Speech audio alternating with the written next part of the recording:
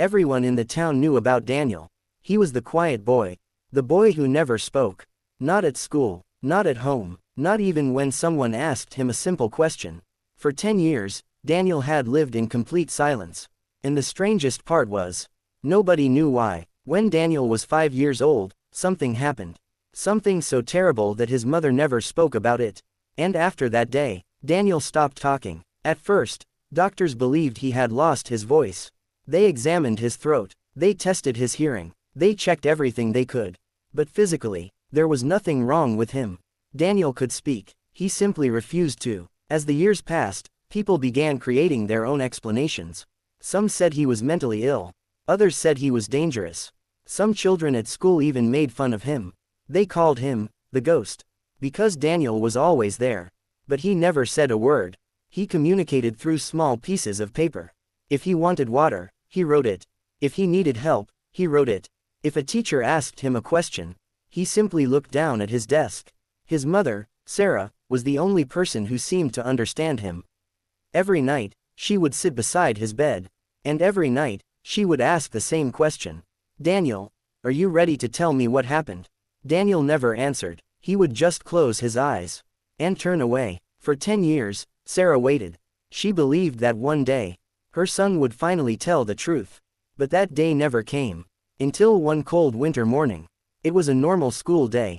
Daniel arrived at school at 8 a.m. He sat in his usual seat near the window. Outside, the sky was gray. The wind was strong, and snow had begun falling. Nobody knew that within the next few hours, the entire school would change forever. At around 11:30 a.m., a strange smell began spreading through the building. At first, nobody paid attention. Then one student shouted, "Smoke." Within seconds, the fire alarm began ringing. Teachers started yelling. Students began running toward the exits.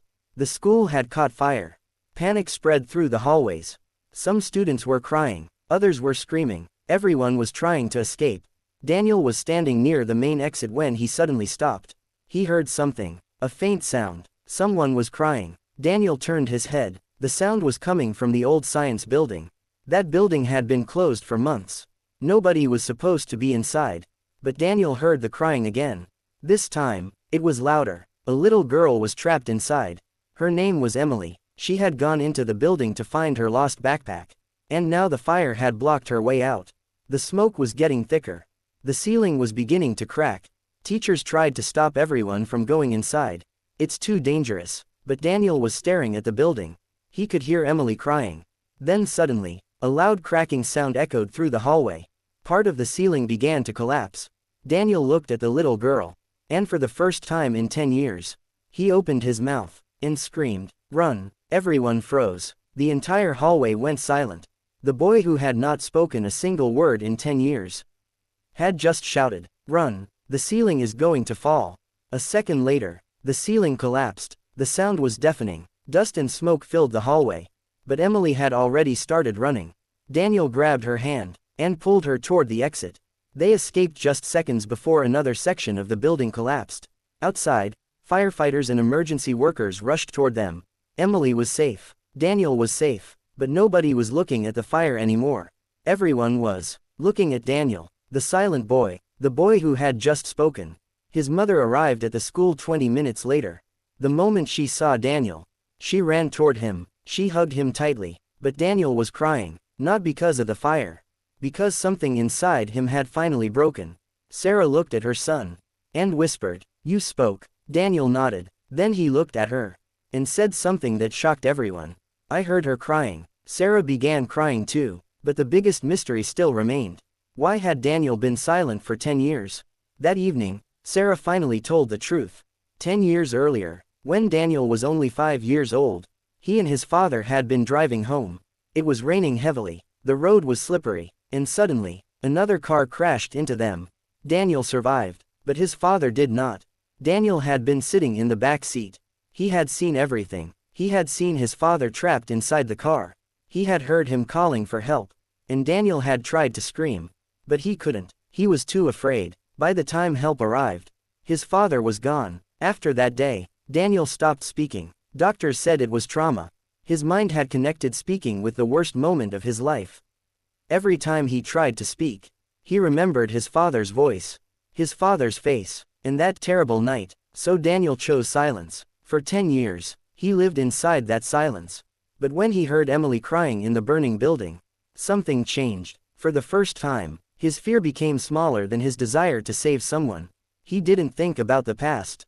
He didn't think about the accident. He only thought about one thing. Emily needed help, and this time, Daniel would not stay silent. The next morning, Daniel returned to school. For the first time in 10 years, he walked through the hallway without looking at the floor. Students were staring at him. But this time, nobody laughed. Nobody called him a ghost. Nobody made fun of him. Emily walked toward him. She was holding something in her hands. It was a small piece of paper. Daniel opened it. There were only 5 words written on it. "Thank you for finding your voice." Daniel smiled. And for the first time in 10 years, he answered, "You're welcome." Sometimes, silence is not emptiness. Sometimes, silence is a story, a pain, a memory, a secret that someone has been carrying for years. So the next time you meet someone who is quiet, don't be so quick to judge them. You may never know what they are fighting inside. Because behind the quietest person, there may be a story that the world has never heard. And sometimes, all it takes is one moment, one person, or one reason, to finally reveal the truth.